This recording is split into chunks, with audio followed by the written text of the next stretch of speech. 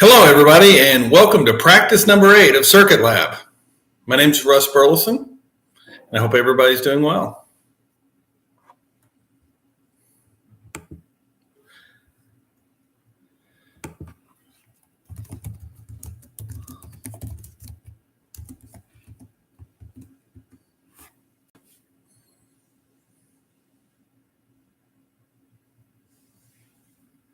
Outstanding. Sir Flim Flam and Mr. Pierce, glad to see you on. Were you able to have a chance to review the slides for practice 8?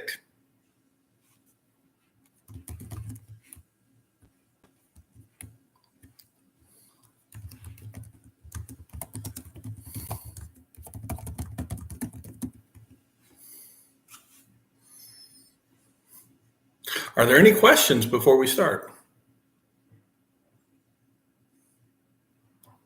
Glad to hear it. Okay, very good. Well, I hope everybody had a wonderful Thanksgiving holiday, and everybody's getting ready for practice for the upcoming Science Olympiad season. On the test, are there going to be any what? Multiple choice questions. There can be. Okay. Keep in mind, that's why we build that binder so thick. Okay. Should be about yay thick when you're done. Okay. And the reason why is you want to have in there anything and everything you might need. They might ask you a essay question, which is annoying, but it's possible. I personally do not do essay questions because they're too tough to grade consistently for 60 people within an hour. So I do a lot of multiple choice. I do a lot of select from a list. I do a lot of calculating different parts so I can give them partial credit, if you will, if they get part of the question right. I do a lot of, they can ask you to draw something. And so one of the things I'm going to talk about with you today is test taking capability or test taking strategies. And then the other thing I'm going to talk about with you today is go to scioli.org. They got a great test in their test bank. Okay. So did we want to go over the slides first, or did y'all want to go over the homework generator? What did you want to go over?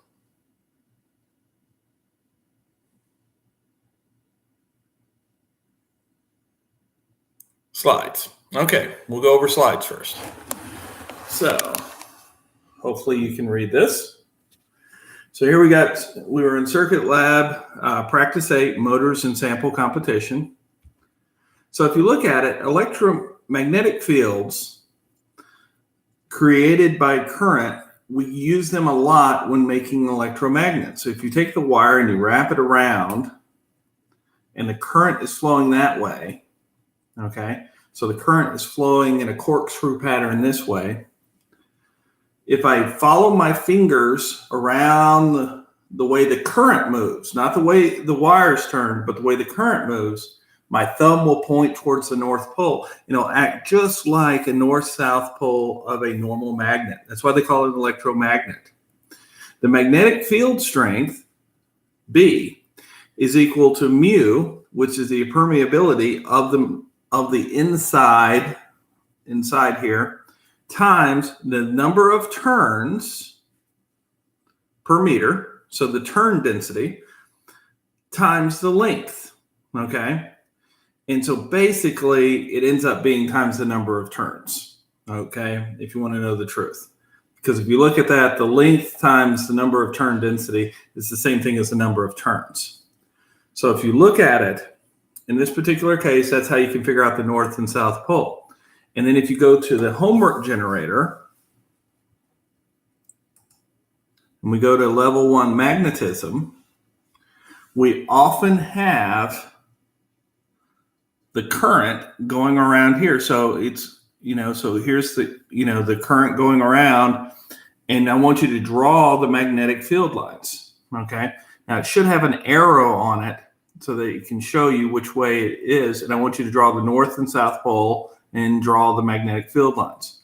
You'll also notice that on this one, if I hit F9, it will occasionally change. It'll occasionally change the direction of the current. So it's not always going to be the same. So let's go back to the slides. Were there any questions?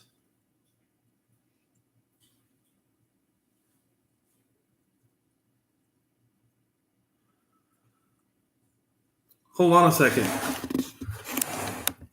Are people not able to see the streams? Is there anyone who can you see my face? Okay, Mr. Dazzy can see my face. Mr. Pierce, how about Sir Flim Flam? Okay. Anyone else?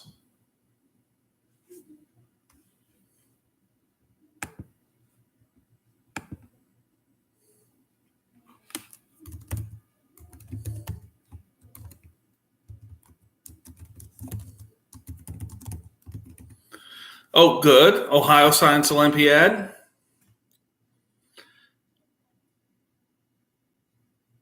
So let's go back to the slides real quick. Okay. Okay.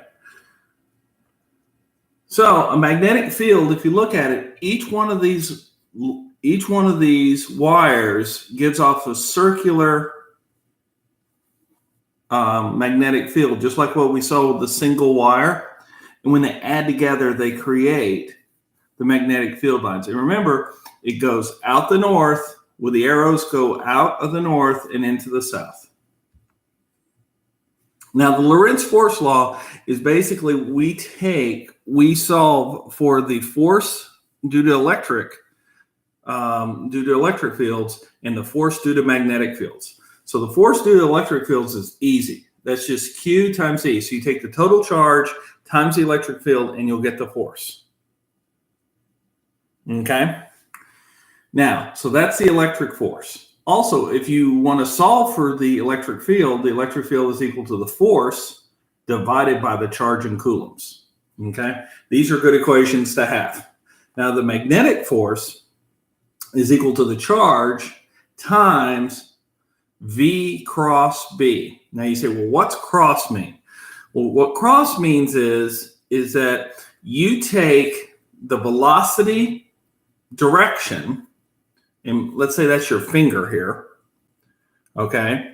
And then you put your middle finger at a 90-degree angle pointing towards B, and the force will be where your thumb is. So it's a right-hand rule that sort of looks like this, okay? So what this tells me is that the force due to a magnetic field is actually going to be, it's going to be both orthogonal or perpendicular to both of the direction of the charge and the magnetic field, okay? And if you add up both of these, that's the total force on the charge. Okay? So electric motors are just basically a device which takes electrical current and turns it into... Okay. So an electrical motor takes electrical current and turns it into mechanical work, usually by spinning it. Okay? And we're going to go over the different parts of a DC motor, okay? Now, one thing that's sort of neat to keep in mind is that most DC motors, if you turn them, if you put the mechanical work on this side, you can actually use them as a generator to generate current on the output. So they work either way. You can either use current to generate mechanical work, or you can use mechanical work to generate current, like they do with engine turbines or generator turbines at like a hydroelectric plant or a steam plant, okay? And these are just what most of the motors will look like, and there's a battery to power it. And so how does the motor work? And I'm going to go in here into slide mode so you can see it a little bit easier. So what ends up happening is that you have a north pole or permanent magnet that's attached to the outside, and a south pole or permanent magnet attached to the outside. And these are in the stationary portion, or the stator.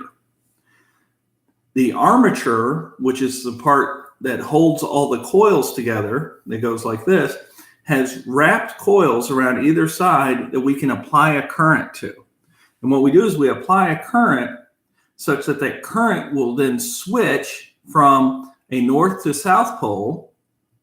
So like right now it's pulling, and now it's going to be pushing, and it's a pulling, and now I'm going to switch it, and it's pushing, and the other side does the same thing, okay? And what you have is you have different parts of it that we're going to go in more in depth in the next slide. So generally speaking, you have the stator, which in this case is the stationary portion that has a permanent magnet. And then one side will be north, one side will be south. Then around the rotor, the rotating part in the middle, okay, we're going to have some windings, okay? And these windings are attached to a commutator. And the commutator's got these little gaps in it because we're going to swap the direction of the current as it spins around. And then what we do is we apply the voltage here to the terminals, and the voltage is attached to the commutator via the brushes. So the brush touches the commutator, which completes the circuit. And what you'll see is that you can have these multiple windings here, like this is a 3-winding motor, okay, which actually is going to have a much smoother rotation than a 2-winding motor. So if I look here, here's another picture of a DC motor in motion, okay? And so you'll see here how the brushes touch the commutator. And as you see, when they switch over, it changes the color.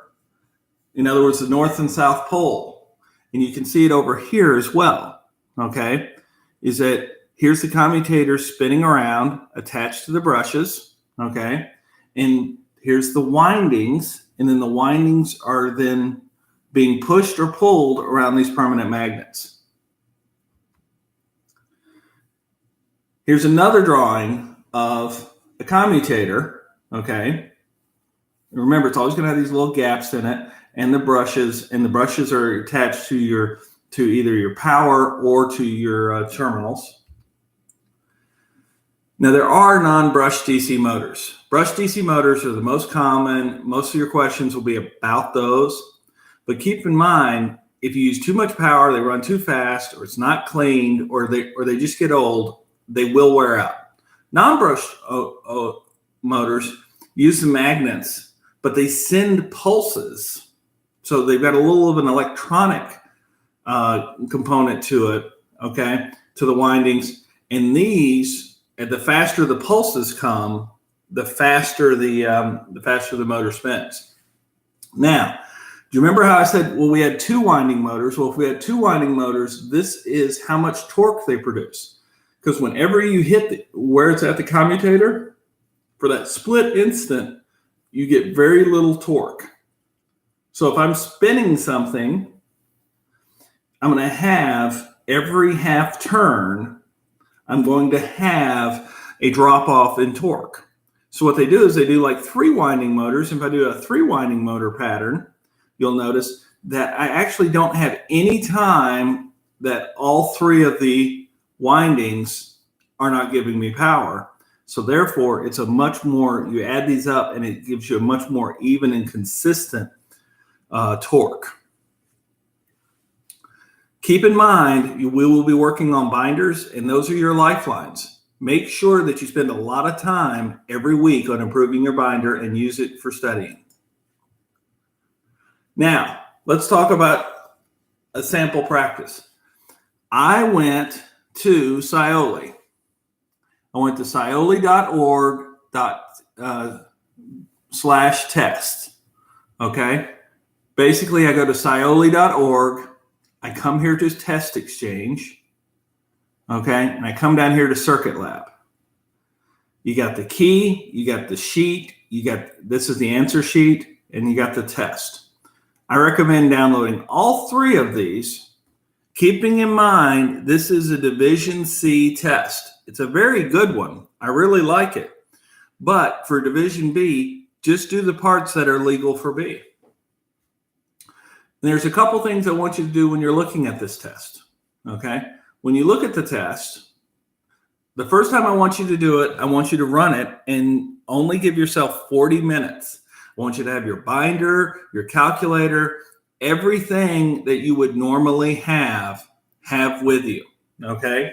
This way you'll know if your binder's good enough. If you already know who your partner's going to be, practice with your partner, okay? You'll notice that it starts out with some very simple rules, and these are great rules. I love how they did it. You know, hey, look, put your full names are not necessary, but please demonstrate your knowledge, okay? So, in other words, they're saying if they ask you for a name, you don't have to give the full name, but a full name shows it, okay? Write your answers on the answer sheet. Some questions you write it on the test, some questions you write, or tests you write it on the answer sheet. It also has different point values on the answer sheet, okay? That's very, very common. It even tells you which ones are the tiebreakers, okay? Not everybody's going to do that. Now, first test taking strategy, you read all of this. Second test taking strategy, make sure you listen to all of the instructions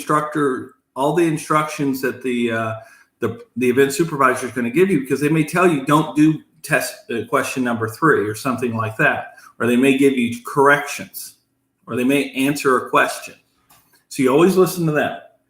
And then you only start when they tell you can start. And so then we open up the test, and I look at the test, and the first one is this. Really, at first, it looks like a very complex circuit problem. But the first thing I like to do whenever I get a circuit problem is I redraw it to make it simple, okay?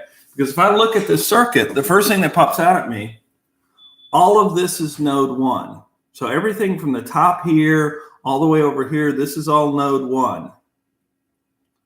So I probably would draw it where all of these were connected to each other.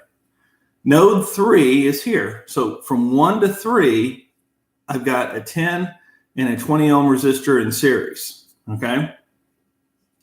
From 3 to 4, well, that's in series. So automatically I could redraw this as a 10 plus a 20 plus a 20. That's a 50 ohm resistor right here. So you see how I very quickly just made it a lot simpler problem. The other thing I can do is I can really see easily that this, from this node, which is node 1, to node 4, I've got 10 and 150. So I know that that's 10 plus 150, that's 160. So now I got 160 and 50 in parallel with each other. Okay? Well, that tells me that whatever the resistance is from node 1 to node 4, because it's got 2 resistances in parallel, it's going to be less than the smaller resistance of 50. So it's going to be less than 50. Now, 150 is not super-duper bigger than 50. So it's going to be probably on the order of like 40 or so. But I know if I get an answer above 50, that's going to be wrong. Then once I have these two combined, I can then combine it with the 16 ohm resistance. And it's now in parallel between this. So all 1, 2, 3, 4, 5, 6 resistors here can be combined into a single resistor in parallel with that 10 ohm resistor. So I know my total resistance from 1 to here is going to be less than 10 ohms. Okay? And then it's in series with this 20 ohm resistor to 2. So I know that the total resistance from 1 to 2, or the total circuit resistance, is going to be less than 30. Okay?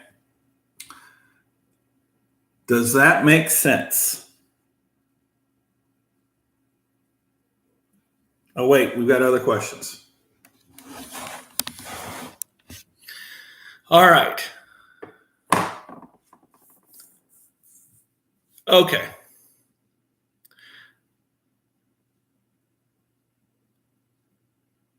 The first 3 slides sets downloaded that you have talking at, but others did it. Was that intentional? So here's the thing. The national website doesn't always upload my ones with my words in it as fast. But if you go to the YouTube channel, they're all there. So all 15 of them for my YouTube channel are there. So if you want to hear the words, I suggest going on the YouTube channel. And here's a little trick I like to do. Okay. If you see it's like a 20-minute lecture, in fact, I think practice number 12, which is a really big one, we covered a lot of information. It's got like 30 minutes worth of stuff. You can speed up how fast you listen or watch something by going down to settings, and you can change the speed. And if you change me to 1.25 or 1.5 or even 2, if you can still understand me, you go through it much faster. Okay. Now, if it's going too fast, you slow it back down. Okay. So you're asking the question about Lorentz Force Law. Okay. So Lorentz Force Law is real simple. So what we're going to do is we're going to go to the we're going to go over here to the whiteboard. We haven't been to the whiteboard in a while. So if I go to the whiteboard, and let's say I've got a little Q, okay? And it's a plus, it's a positive Q, okay? So what's going to happen here is that if I have an electric field this way, the force on this Q is going to be this direction, and the electric force is going to be Q times E, okay? So that's actually pretty easy for the electric force, okay? Now, I've got this Q, the same Q, and let's say in addition to the electric force, I decide I'm going to put a magnetic force on it, okay? And just for giggles, I'm going to put my B this way, okay? So B is going this way.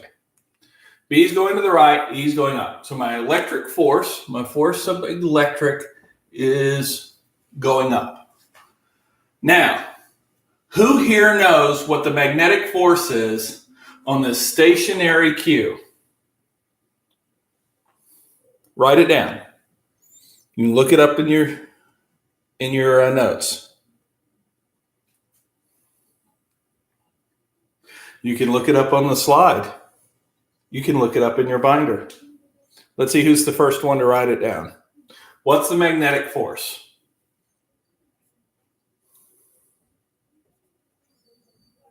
I'll even start it off with Q times what? Anyone? Are you able to read this? So the magnetic force, you might remember, was Q times the velocity cross B. Okay? QV cross B. Okay. So remember what we said is that cross is a special type of multiplication that gives you a direction, and it only takes the parts of V and B that are directly orthogonal to each other. So what this means is, since the V is 0, because it's not moving, the force of magnetic is Q times 0 cross B. Anytime we multiply something by 0, it's equal to 0. Make sense? Does that make sense? So you cannot have a magnetic force on a non-moving charge. Okay? So let's try something a little different. Dun, dun, dun, dun, dun. Now, let's say this electric force is making this guy move this way. So now my Q is actually moving this way, velocity v. Okay. All right. It's being forced by the electric field that way. I've still got the b. Well, now I do have a magnetic force, and it's equal to q times whatever that v is, times cross b. Now, remember how we said it? We're going to go v, b, and so the force is actually, so we take equals to q, v, b into the board.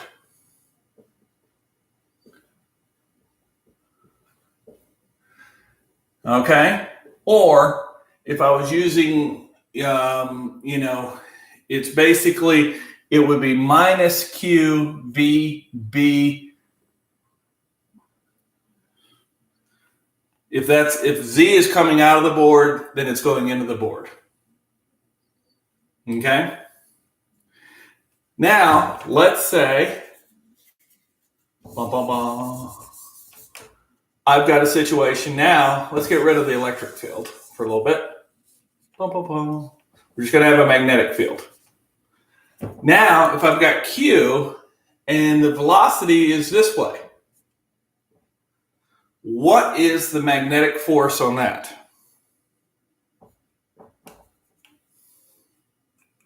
Does anyone know?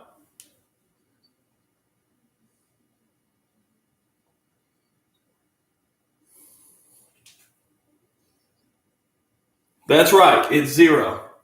Because, remember, let's go back to our equation, QV cross B. Remember, it's only the parts that are perpendicular to each other or orthogonal to each other, since they're both going the same direction, the cross makes that to 0.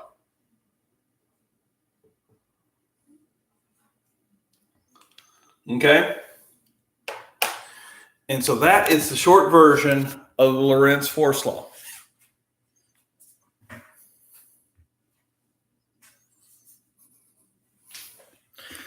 Oh, what if Q is moving at an angle of, say, 30 degrees to the field? Okay. Well, then you take the sine of that angle. Okay. And generally speaking, I've never seen that done in a B-level event. I've actually never seen it done at a C-level event. They really want to just have you focus on V cross B. And then, so remember, pointer finger is V, middle finger, is the B, and the thumb is the direction of the force.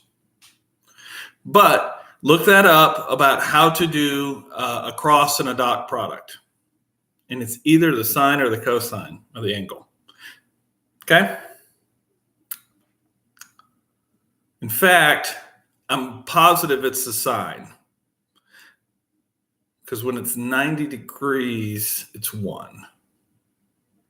And when it's 0 degrees, it's 0. That would make sense. Okay.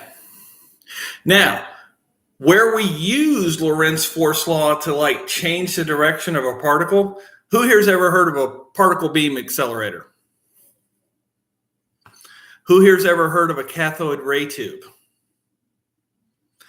That's actually how our old TVs used to work. They would send a charged particle, it was an electron, and they would shoot it, and then they would use powerful electromagnets to steer it up and down, left to right. Okay? And then it would they would use that to paint the picture on the front of the tube. That's why they were so heavy and they put out a lot of energy. So that tube, the front part of it was a special type of material that if it was hit with a charged particle, it would illuminate. And then they developed ways to illuminate it in different colors. So at first they could just do whiter, or on or off or varying levels, and that's how you had black and white TVs. And then they were able to do it in colors. Okay, So in a particle acceleration, what they do is they apply a heavy-duty magnetic field that continually keeps turning the electrons or sometimes the protons or whatever charged materials they have around in a big circle. And then they use big electric fields to speed them up. So what they can do is by having it go around and around in a circle, they can get it to go faster and faster and faster near the speed of light, these charged particles. And then that's how they're able to do a lot of experiments, because let's face it, it's really hard to contain something going that fast unless you're controlling the whole scenario. Yes. And in fact, the largest collider is the one in Switzerland, the Bern Collider. And that's why when you get near it, you better not be wearing anything that's magnetic. Okay. The other thing is that you can also use the magnetic force for resonance imaging. Okay. So like when they do an MRI, they put you under extreme magnetic fields after you've taken some sort of contrast, and they can actually see how that contrast, which has magnetic capabilities within it, how it's impacted. Okay.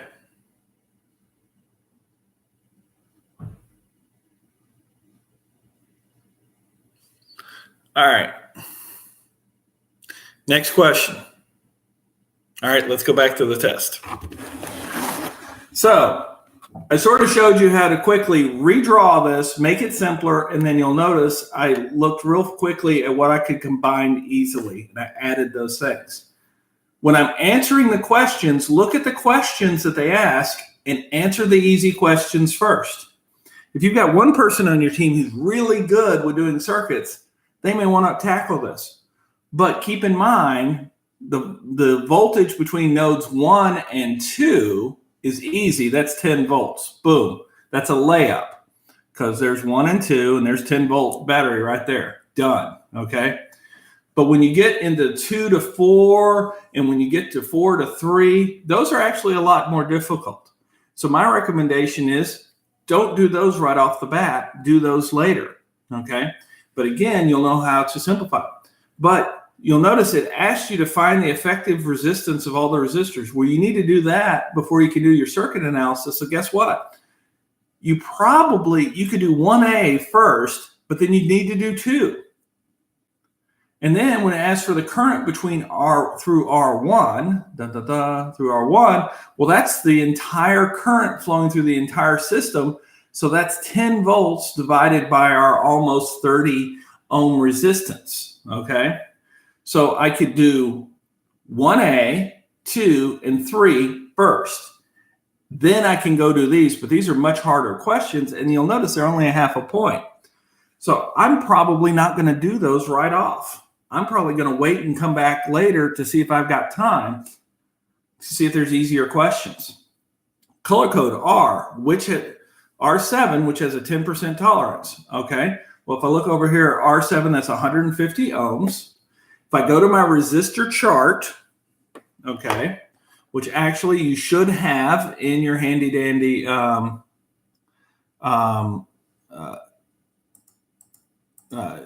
in your binder, but I also happen to have it here, okay, is that you'll notice that 15 is one of the common ones, but you'll see, okay, so R is red, G is green, etc. Okay, but you'll notice that in our, I forget which, I think it might be 12. So if I go here to 12, hold on a second.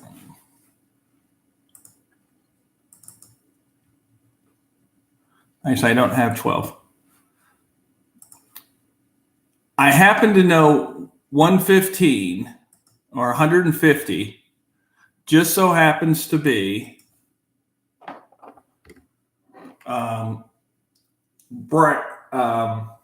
just so happens to be brown, green, and then to do 150, I need to do 15 times 10 to be 150. So that'd be 1. So it'd be ground, green, brown, and 10% tolerance is silver. Okay.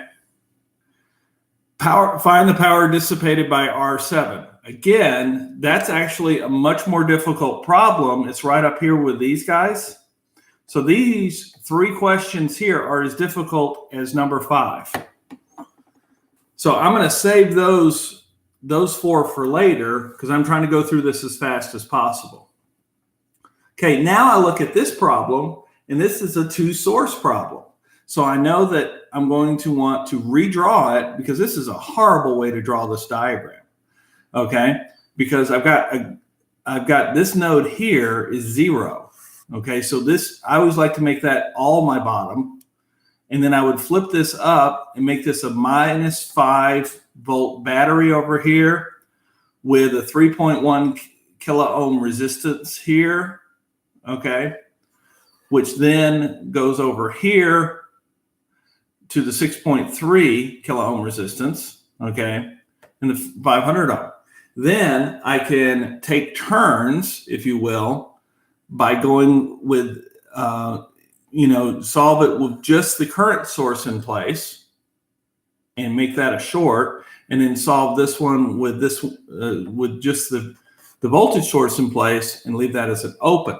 Okay, and you'll notice that those things make things work a lot easier because all of a sudden this becomes, if I make this an open, this 500 ohms is out of the equation, and basically I have the 1.6, the 1.5, and the 6.3 all in series. And then if I just make this one a short, then all of a sudden what I basically have now is I have the 1.5 and the 1.6, the 3.1 in parallel with 6.3 in series with 500. Again, much easier to solve. Okay. Now, if you want to do the Thevenin equivalent circuit with R2 as the load, okay? So what that means is that here it would go from 1 to here would be my A and B, and then I'd find the Thevenin equivalent circuit. Keep in mind, this is division C. So that would only be a division C question. All right, guys, now look at this. Number 9 is a much easier problem, okay? So what you're going to find here is that this has got a dependent current source, okay? Or excuse me, it's got an unknown current source and an unknown resistance here, okay? So find values for X and Y such as the new circuit is identical to the old one for R2, okay? Now, here's the deal. What they're actually asking you to do, okay, is to come up with the Norton equivalent circuit. And so they want you to create a circuit here that load matches this one.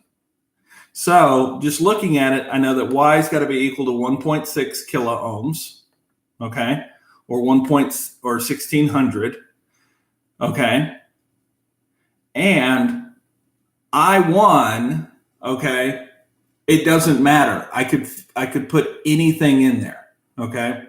So really, the only thing here is Y that I would have to change. Again, that was real super easy, and I just got 2 points. All right, find out what the current would be going through if its resistance, if R2, if the resistance was 0, 100 ohms, 5,000 ohms, and really high, ridiculous high ohms, okay? And so what you do in those cases is, again, you solve for, you look at this, you go, wow, this is a current divider. So you do a current divider problem, and you know that the current going through here, you're solving for the current going through here to the load, and you would solve it using I squared R because you know what the R is, and you can solve for the I real easy because you've got that. Okay, so that one, that's sort of a medium problem. But look at this. Here's some real easy ones. What do amp meters measure? Amps. Very simple. Okay, are they connected in series or parallel to the circuit? They're connected in series. Why? Because they have very, very small resistance, and the flowing current goes through a small little electromagnet, which shows the inflection. Okay? Is it better for the internal resistance ammeter to be very high or very low? Very low. Why? Because we're putting it in series and we don't want it to impact the circuit as much as possible. So these were like real easy questions. Okay? What do voltmeters answers? Volts. Are they connected in series or parallel? Parallel. Why? Because since they've got a very high resistance, okay, putting it in parallel has very little impact on the circuit. Okay? You want the internal resistance to be high or low? I want it to be very high, like giga ohms, if I can get it, such that it does not impact the results of the circuit. Okay. What instrument symbol is shown below? Now here, I would actually be a little upset with this, because normally the nodes are at here and here. In other words, the arrow going up, it's usually attached here and here so that you can see the direction of the current. So I actually don't like the way this one is drawn. Okay. But this is an independent current source. This is an independent current source in series, okay, with that below. Now, I apologize. The way they've got this written here is that they're having it as an ammeter, okay? So in this case, you have the ammeter properly set up to measure the current through a resistance, and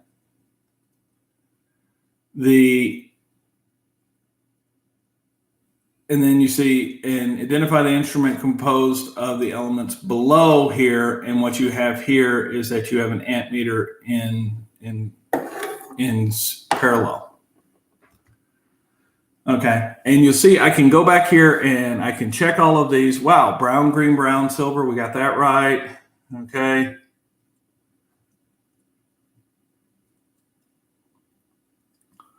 Okay, and you'll notice that it will say here that one was being used as a voltmeter and the other one was being used as an ammeter. Okay. I would not have said a galvanometer because that's just not a term people use very much anymore. Okay. Okay. What instrument is shown below? Okay, now this is division C, but this is a Wheatstone bridge. And we're going to get later in, we'll talk about when the bridge is balanced, that there's no current flowing back or forth. Okay, and what you try to do here is that you try to get the ratio of R1 and R3 equal to the ratio of R2 and R4 such that it's in perfect balance. Okay. They want you to rewrite the units in terms of base SI units. This should be something you should be able to copy right out of your binder. Okay. So what you have here is that you now have a battery that has 10 volts, but it has an internal resistance of 0.1 ohms. Okay. What does EMF stand for? Electromotive force. And, okay, and in the context of voltaics, describe EMF and how it is produced. Okay, so what they're looking for here is they want you to describe how voltaics cell works. Okay, and again, this would be one of your historical questions. What is the maximum current the battery can put out? Now, here's the deal. You got 20 and 20 in parallel. That turns into a 10. So 10 plus 15 is 25. So at first you think, well, it's 10 volts divided by 25. Okay. That's pretty easy. However, remember we have an internal resistance of 0.1. So it's actually 10 divided by 25.1. Because remember, this battery itself has an internal resistance of 0.1. Okay. And then it talks about how to create an RC circuit. Again, this is a division C. And then it talks about we want to put these batteries together like this. Okay. All right. So these are all 10-volt batteries. Now they've got an internal resistance. And all the resistors are 1 kiloohms. Okay. All right. So they want you to find all the voltage drops. Well, the good news is that you can combine these two real easy because that's 1,000 and 1,000, so that's 500. And it's 500 in parallel with 2,000, okay? And so you can come up with that one pretty quick, and then you got another 1,000 right here in series. So that one actually isn't that difficult to do. It's much easier than the first problem. But let's get down here to part 5. So a cylindrical wire, diameter of 5 millimeters and length of 6 point. What's its resistivity? So you remember our resistivity equations, okay? So we have the diameter of 5 millimeters. So we use pi r squared to determine the area. We got the length. Now, the one thing I would do is I would convert that to 5 times 10 to the minus 3 meters before I squared it and multiplied it by pi, so everything's in meters, okay? And so now that I've got the length, I've got the area, okay? All right, it says, hey, and I have the overall resistance of 0.112 ohms. What's its resistivity? I go back to that equation that we had in our resistance practice, and I can calculate that. Okay. Does the wire have more or less resistance than a copper wire at 20 degrees Celsius? Well, again, now I go back to our handy dandy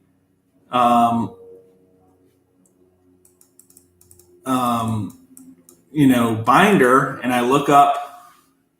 You'll notice I almost always give the resistivities at 20 degrees. So basically, as long as the resistivity it's going to probably be greater. I'm guessing it's going to be greater, much greater than 1.68 or 1.72 times 10 to the minus 8 ohm meters. Okay.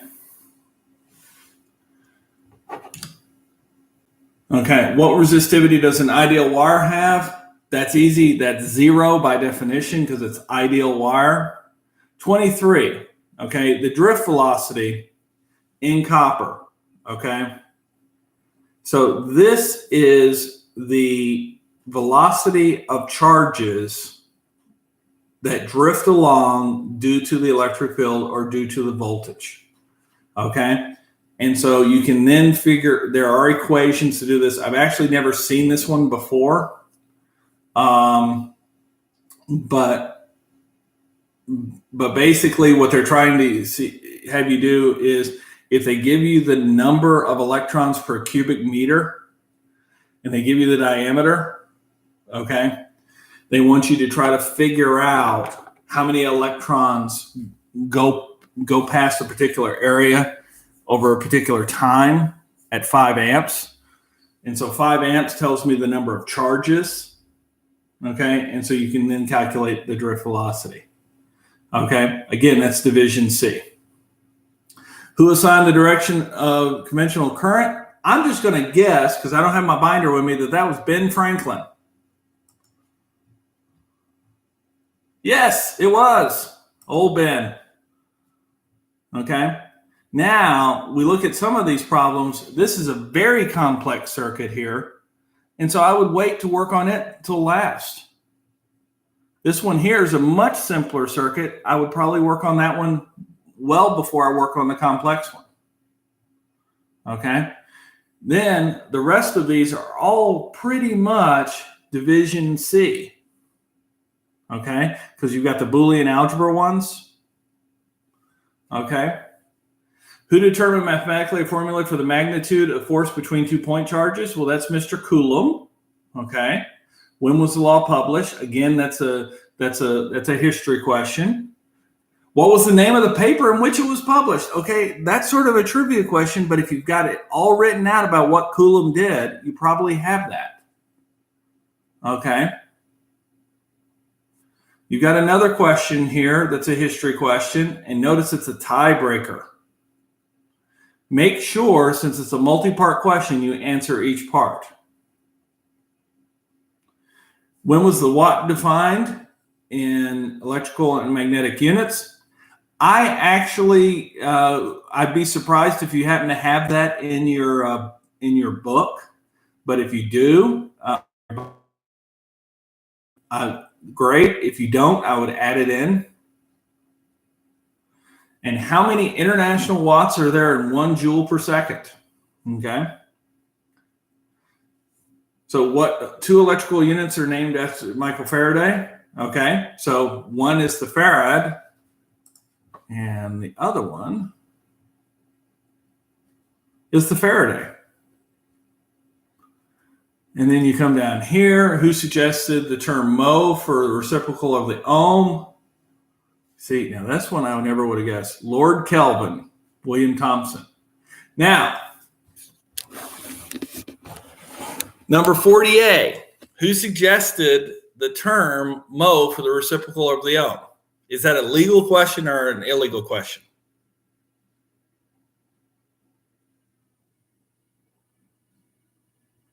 I'm asking everybody out there, is that a legal or illegal question to ask about mhos? Okay. Which rule is it breaking? Go. Look in your binders. Look in your binders and see if it's legal or not.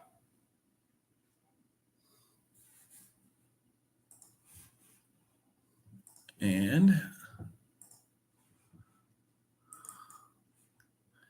you'll see if I can find it first.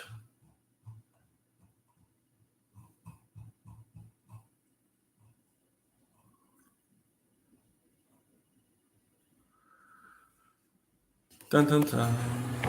So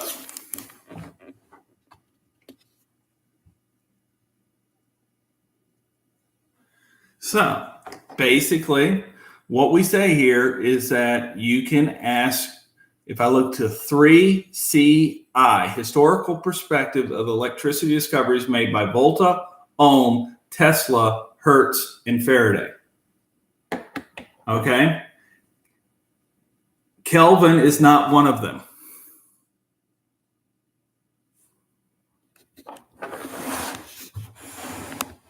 So the way I would say, Mr. Event Supervisor or Miss Event Supervisor, I was looking at question 40A and I was comparing it to rule 3CI. I'm assuming that one of the people that you're looking for is either Volta, Ohm, Tesla, Hertz, or Faraday, right? Because those are the only ones you can ask about. And if they go, ooh, no, not really, I'm looking for somebody different. Okay, how do I do that and still meet 3CI? Because I can only answer those. See, I didn't tell them that they wrote an illegal question. I asked them, what should I do? Does that make sense? The other thing is, be prepared. Some event supervisors either A, haven't looked at their key, or B, won't care. They wanted to ask this question, they're going to ask this question. Which case, you can file an appeal, okay, and have that question thrown out.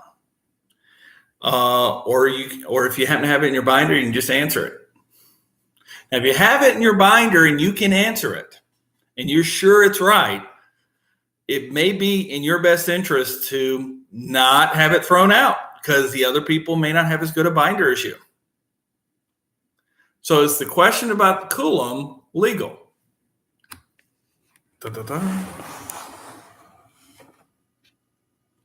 Okay.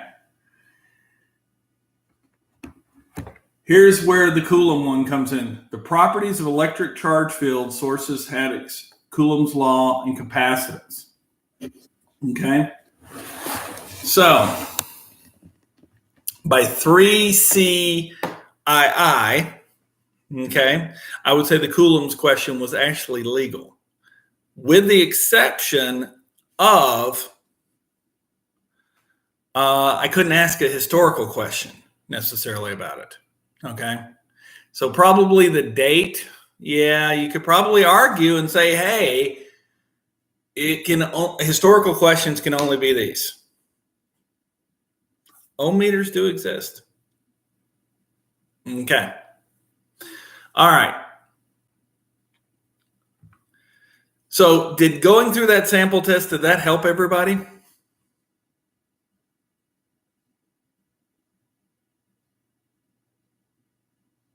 Okay.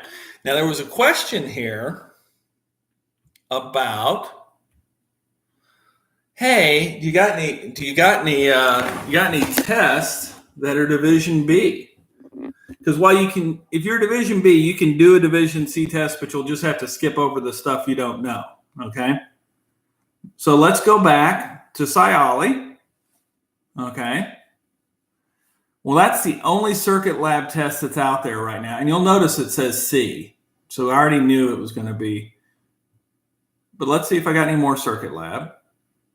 In fact, I'm going to do a Control F and look for circuit. Now I only got one hit. Dang it. So, and that was in the test exchange. But let's go to the test archive. Now these are older tests. Okay. Now, if you go here to the 2018 test exchange, okay, you will notice we have division B and C for like the University of Texas, the University of Florida, Seven Lakes, et cetera, et cetera, et cetera. Okay. Then we've got all of these tests that were submitted by various different invitationals. Okay. And past seasons. Here's the problem that you're going to run into. You'll notice that most of these do not have the actual event. So if I look up circuit,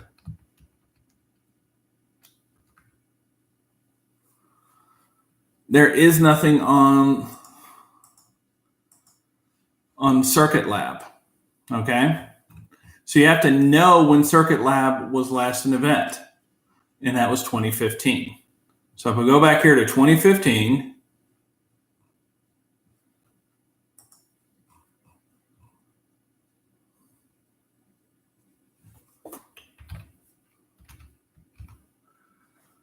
so I look at 2015, I can go here. They got the stellar evolution, active galaxies, variable stars.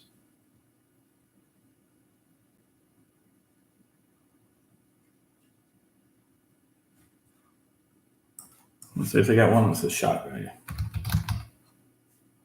So the old name was shock value. So let's see if I can find a good old-fashioned shock value in here. Test.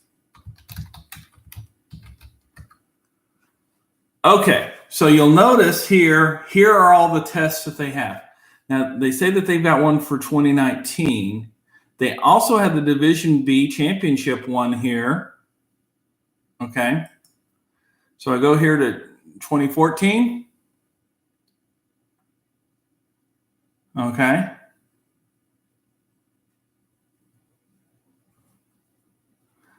And so what they do here is that they ask various questions and people try to answer them. Okay. But we don't want to look at that. We don't want to look at marathons. So let's go here and let's just look at tests, see if they got one. Here we go, Circuit Lab. Oh my gosh, these are great. So if you look here, I looked up Circuit Lab and I've got all the tests here from Pennsylvania, Tangentines, J.S. Godoras, Virginia Regionals. You'll notice just the total. And here's the ones you wanted, the shock value. So this is the 2014 Pembroke test here. I go here, and here's a Pembroke test, and you'll notice this is much simpler. You got 2 and 4 ohms in parallel. That's real easy to add together in series with a 3 ohm. So that's actually a very easy question. Here we'll see 4.1 and 2.4, which turns into 6.5 in parallel with 2.7, and then in series with those 3. So that's real easy as well. Okay. Here you've got a magnetic field. Okay. So the proton is moving in the field into the paper. Okay. So the proton is moving. So the V is that way. The B is that way. So the magnetic force is to the right. Okay. If it was an electron, we'd have a negative of that. So you would still do the cross, and at the end you do the negative, or some people would actually do the left-hand rule. And so an electron would be moved to the left.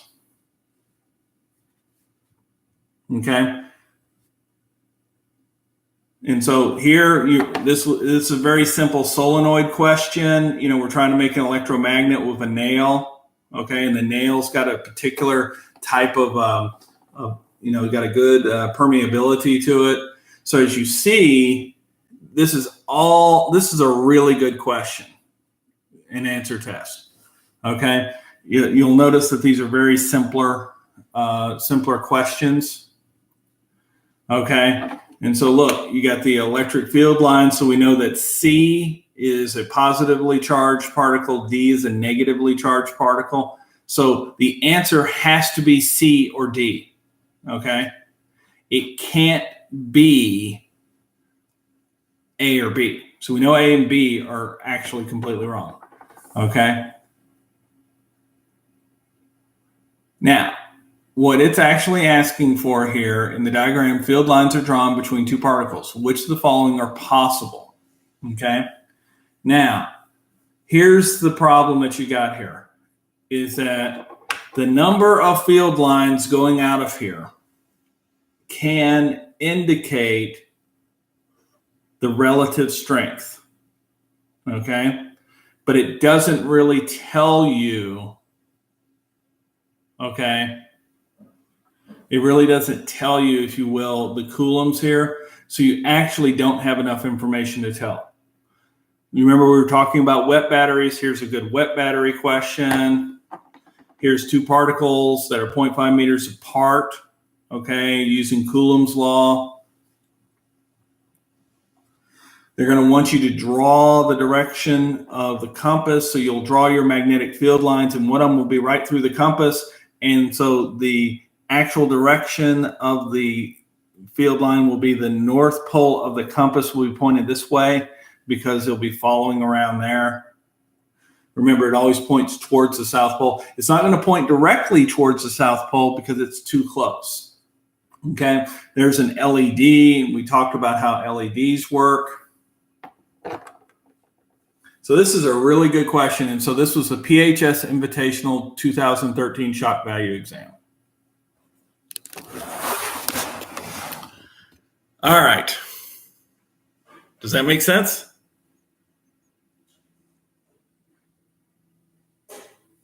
Can I do a level 4 homework generator question? Okay, so we'll bring up level 4 homework generator. Da, da, da. So level 4, okay? Level 4 is a medium difficulty. This is like one of the more difficult ones you'll probably see on a B test, unless it's at a very high level. So in this particular case, you want to find out what the R load is, okay? Or they give you all the resistances, and you just have to solve for all the currents, all the voltages, all the powers, okay? Well, real easy in this particular case. The first thing I notice is that R4, R load, and R5 are all three in series. So it's real easy to add these 3. And then these 3, I put them in parallel with this one. And then I've got R1, this entire circuit combination, and R2 all in series. So if I look at this, R1 is equal to 95 ohms, and R load and R2 is equal to 544 ohms. So I know that my total R equivalent has got to be greater than 95 and 544. Okay. And I look here, and I3 or R3 is equal to 1,000 ohms. Okay. And then if I look at these three guys, they're about the same. So it's probably going to be about 500 ohms, probably going to be about 544 ohms. In parallel, so it'll be about 250. So we'll say 250 plus 650, 900 ohms about. And you'll notice it's actually 1,900 in 1,191. Okay. And here you'll notice that I wrote down, this is how you add these together. So if you look at the answer part on the homework thing, I usually try to explain how I solved it. Okay. I have a question about diodes. I watched your issues between diodes and Zener diodes, but could you clarify that this, okay. A diode normally is designed to have current flow in the forward bias direction. Okay. If it's a silicon diode, it's usually got a forward bias voltage of about 0.7 volts. If it's germanium, it's about 0.3. Okay. And then depending on the type of material and the color that I'm getting for my LED, that forward bias voltage is all over the map. And you just got to look it up. Again, really good thing to put in your binder. Okay. So that's a normal diode. A Zener diode is actually designed to not only be in reverse bias, but so reverse bias that the entire depletion area is totally an avalanche, and we're actually operating in avalanche conditions. Okay, so think about it this way: a Zener diode is actually designed to run in reverse. It's going to have a huge amount of voltage that requires it compared to that small forward bias voltage. Okay, so it's a much bigger voltage that's required. But once I turn it on, they're even smaller resistance. And to switch it on and off, it goes a lot faster. So there are so if you've got a high voltage application, a Zener diode might be a better thing, or if you wanted to have lower resistance or you wanted to have faster switching times. Does that make sense? I think it is binder check time. Thank you, Mr. Dazzy. Are there any other questions before we go to binder check? Okay. Binder check. My first question is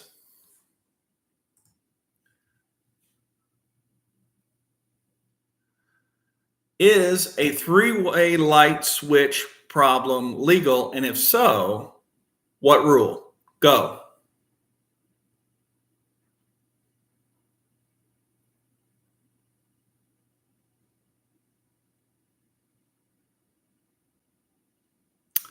Mr. Pierce, you are wrong. It is legal. And it's 3C-VII. Very good. Or, yeah, no, VII, yes. So you got that right. Okay. Oh, Mr. Pierce, are you in Division C?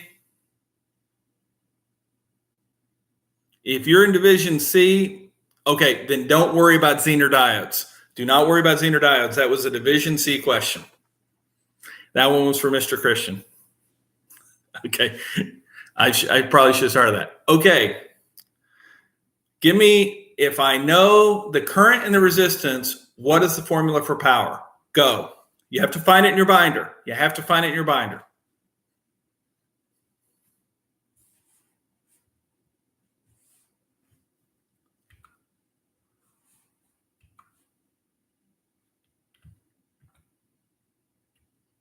That's wrong. VI, I don't know the voltage, but I squared R, very, very good question. Okay. Yes, Mr. Dazzy, what's your question?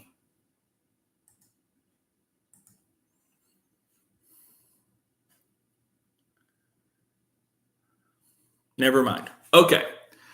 I happen to have a material that at 20 degrees Celsius has a resistivity of 2.44 times 10 to the minus 8th ohm meters. What type of material do I have?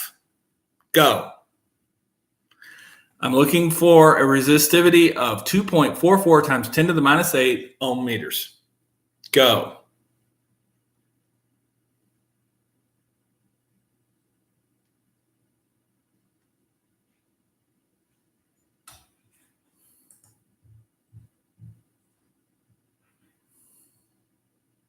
That is correct. Gold is the correct question. Okay.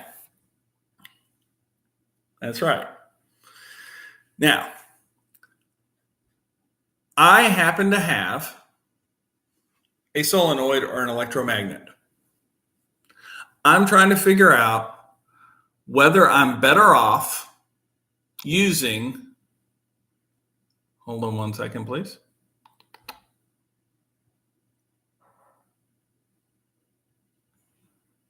Nickel or zinc. I want to have the maximum magnetic field. Should I use a nickel core or a zinc core? Go.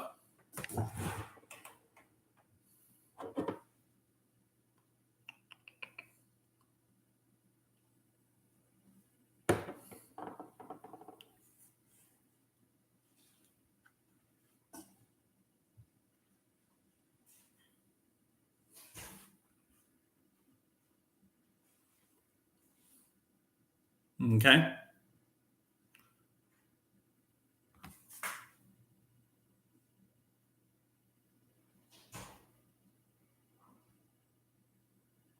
Okay, here's the thing.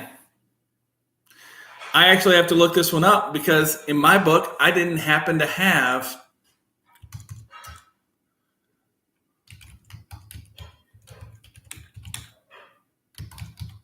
so the permeability, magnetic permeability of zinc. Okay. Is 1.256 times 10 to the minus 6. Okay. Which means that it has a very, very low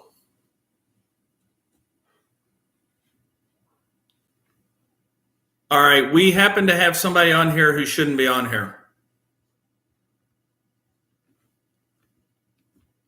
All right. I'm trying to remove our user.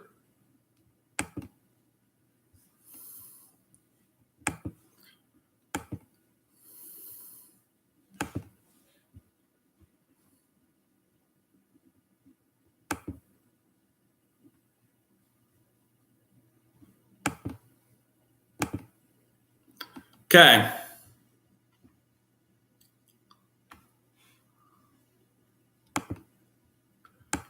I want to apologize. We have we have some users that are putting stuff on here.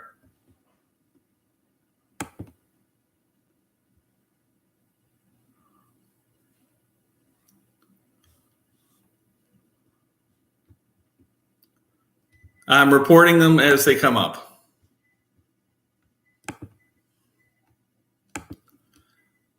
All right, everyone, we're going to have to end this stream because we've got some people that are jumping on. Thank you so much. Goodbye.